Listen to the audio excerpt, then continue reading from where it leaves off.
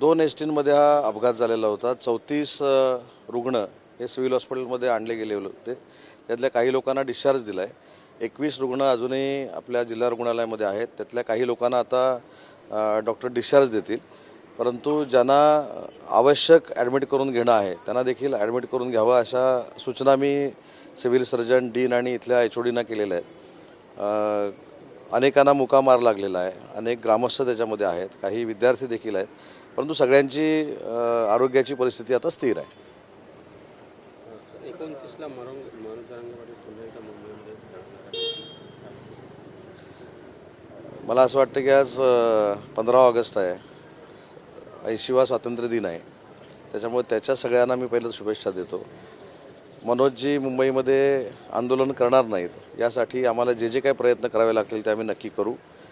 महाराष्ट्र शासनानं कायमस्वरूपी मराठा आरक्षणाचं समर्थन केलेलं आहे। ओबीसी समाजाचं काही कमी न होता मराठा समाजाला न्याय देण्याची भूमिका ही सरकारची राहिलेली आहे आणि भविष्यामध्ये देखील ही भूमिका अशीच राहील। ओबीसी समाजाचे देखील आंदोलनाची हाक देण्यात आलेली लक्ष्मण हाके, मी दोन्ही लक्ष्मण हाके साहेब असतील, मनोज जरांगे साहेब असतील, दोघांसाठी हे सांगितलं आहे की ओबीसी समाजाचं काहीही कमी न होता मराठा समाजाला न्याय देण्याची भूमिका ही महायुतीच्या सरकारची आहे।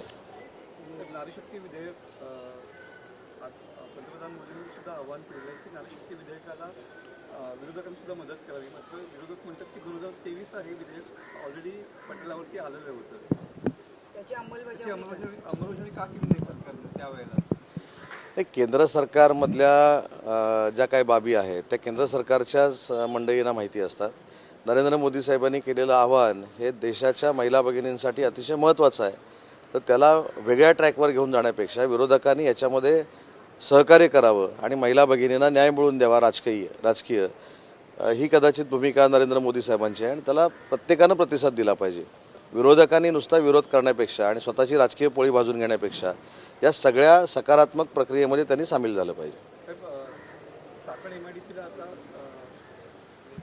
आदित्य ठाकरे सुद्धा यांनी आज भेट दिलेली आहे। चांगलं आहे ना, घरातून बाहेर पडून एखाद्या इंडस्ट्रीला ते भेट देत आहेत, हे फारच चांगलं आहे। आदित्य ठाकरे सक्रिय झाले उद्योगात? नाही, मी कोण सक्रिय झाले, कोण घरामध्ये बसले, कोण ऑनलाईन बोलते याच्यावर बोलणारच नाही, परंतु निदान चाकणच्या बाबतीमध्ये देखील उद्योजकांना जाऊन भेटावं असं काही लोकांना वाटलं, त्याच्यातच आपलं सगळ्यांचं भाग्य आहे, तुमचं माझं। अंबादासांनी आत्ताच वेळेत टीका केलेली आहे, म्हणजे की खटाखट लघु उद्योग जे आहेत ते बंद पडत चाललेले आहेत आणि मंत्री फक्त माझी आपल्याला एक विनंती अशी आहे, हा मंत्री फक्त विमानाने प्रवास करत आहेत आणि मग ते माझ्या विमानात बसणार असतील त्यांना पण घेतो ना विमानात। एवढी जलसी कशाला असली पाहिजे, बरोबर आहे की नाही? एवढी जलसी असू नये। अंबादास दानवेंना माझ्या विमानात बसायचं असेल, मी फिरणाऱ्या हेलिकॉप्टरमध्ये बसायचं असेल किंवा माझ्या मांडीवर येऊन बसायचं असेल तरीसुद्धा मी त्यांना घेईन ना, पण एवढी जलसी काय राजकारणात, एवढी जलसी आणि एवढी चिडचिड करून चालत नाही। जे तुम्हाला कोणी दिलं नाही ते एकनाथ शिंदे साहेबांच्या सहकार्याने मिळतं आहे आणि मग त्यांच्याच पक्षाच्या लोकांवर टीका करायची कशाला पाहिजे? त्याच्यामुळे अंबादास दानवे साहेब माझे अतिशय जवळचे मित्र आहेत।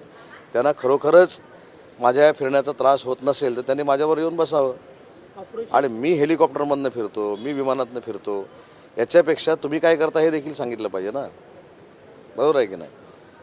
त्याच्यामुळं काही लोकांना माझं फिरणं हे त्याचं जलसीमध्ये रूपांतर झालेलं आहे की बाबा हा एवढं कसं काय महाराष्ट्रामध्ये फिरतो, जिल्ह्यामध्ये का जातो, आपलं अस्तित्व नष्ट झालेलं आहे, ते अजून परत हा जाण्यानं नष्ट होईल, ही काही लोकांना म्हणजे भीती आहे।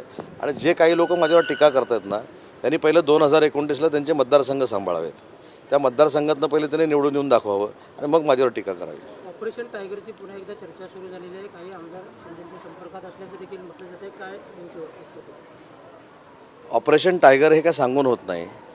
सचिन भाऊ कसे पक्षामध्ये आले, कसे उपसभापती झाले तुम्हाला माहिती आहे, कोणालाच हे माहिती नव्हतं। टायगर ऑपरेशन हे कधीही सांगून झालेलं नाही आणि शिंदेसाहेब काय करू शकतात हे 4 वर्षापूर्वी देखील बघितलेलं आहे, परवा खासदारांच्या बाबतीत देखील बघितलेलं आहे, सचिन भाऊंच्या बाबतीत देखील बघितलेलं आहे। त्यामुळे आमचं ऑपरेशन टायगर ऑपरेशन असेल किंवा पक्षप्रवेश असतील हे रोज सुरू आहेत। काल 18 नगरसेवकांनी मूर्तिजापूरचा प्रवेश केला, नगराध्यक्षांनी प्रवेश केला। त्याच्यामुळं आपण फक्त कॉन्सन्ट्रेट आमदारांवर करतो आहे, पण काल देखील काँग्रेसला मोठा धक्का आहे ना। 1 नगराध्यक्ष आणि 18 नगरसेवक जेव्हा शिवसेना पक्षामध्ये येतात, सगळाच पक्ष येतो, तर ती एकनाथ शिंदे साहेबांची किमया आहे। म्हणाले की महाराष्ट्राच्या मनातले खरे मुख्यमंत्री एकनाथ शिंदेच आहेत। याचं पण वारंवार आम्ही उत्तर दिलेलं आहे. शेवटी मी शिवसेनेमध्ये काम करतो. शिवसेनेमध्ये एकनाथ शिंदेसाहेब हे उच्च पदावर बसावेत, मुख्यमंत्री व्हावेत, ही आमची सगळ्यांचीच इच्छा असणार आहे. जसं देवेंद्र फडणवीस साहेब भाजपाचं नेतृत्व करतात, भाजपाचं नेतृत्व करताना ते सर्वोच्च पदावर असावेत असं भाजपाच्या कार्यकर्त्यांना वाटत असतं, तसं आम्हाला वाटणं त्याच्यामध्ये काय गैर आहे? याला धरूनच फक्त सर मुख्यमंत्रीपदाचा विषय निघाला म्हणून गणेश नाईक आणि एकनाथ शिंदे यांच्यातलं राजकीय आरोप प्रत्यारोप तुम्हाला माहिती आहे. त्यावेळी नरेश मस्तिकाल असं म्हणाले की गणेश नाईक यांना मुख्यमंत्री व्हायचं होतं, ती असूया कुठेतरी त्यांच्या मनामध्ये मी एक सांगू का, एकनाथ शिंदे साहेबांवर कुणी येऊन टीका करणं बरोबर ना, म्हणजे काजव्यानं स्वतःचं अस्तित्व सूर्याप्रमाणे असं दाखवणं. बाकी शब्दप्रयोग मी करत नाही, अगदी पार्लमेंटरी शब्दामध्ये मी सांगतो की काजव्यानं असं मानायचं की मी सूर्य आहे. त्याच्यामुळे एकनाथ शिंदे साहेबांवर कोण टीका करते, ते मुख्यमंत्र्यांच्या रेसमध्ये होते की राज्यमंत्र्यांच्या रेसमध्ये होते की कॅबिनेट मंत्र्यांच्या रेसमध्ये होते, हा माझ्या दृष्टीने गौण भाग आहे. परंतु एकनाथ शिंदे साहेबांचं कर्तृत्व हे NDAचे 3 नंबरचे नेते म्हणून आहे. आता जे काही साहेबांवर टीका करतात त्यांच्या अनेक नातेवाईकांनी निवडणुकीचा प्रयत्न केल्यानंतर त्यांचा पराभव देखील झालेला आहे. एकनाथ शिंदे साहेबांनी कधी पराभव बघितला नाही, श्रीकांत शिंदे साहेबांनी कधी पराभव बघितला नाही.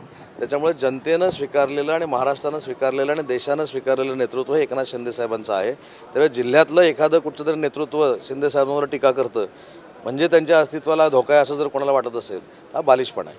सर, आज आपण रत्नागिरी नगर परिषदेमध्ये लाड समितीच्या शिफारशीनुसार 19 लोकांना नियुक्त्या देत आहेत, त्याबद्दल याच्या अगोदर देखील लाडपाके समितीच्या माध्यमातून रत्नागिरी नगरपालिका ही नोकरी देण्यामध्ये अग्रेसर राहिलेली होती आणि त्याचा दुसरा भाग म्हणून 19 लोकांना 19 मुलामुलींना आज आपण नोकरी देतो. सर, जलसंधारण सप्ताहाला सुरुवात झालेली आहे आणि 21 ऑगस्ट रोजी महावॉकेथॉन आयोजित केले. पालकमंत्री म्हणून रत्नागिरीकरांना काय आवडतं? आज त्याचं मी त्याच्या पोस्टरचं देखील अनावरण केलं. अतिशय स्तुत्य उपक्रम आहे.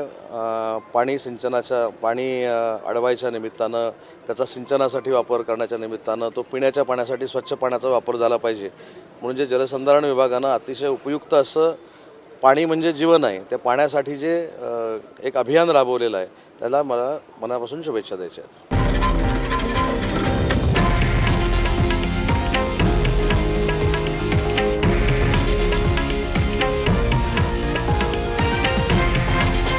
हे आहे देशातील नंबर 1 न्यूज नेटवर्क आणि आपण पाहत आहात TV9 मराठी, एकमेव.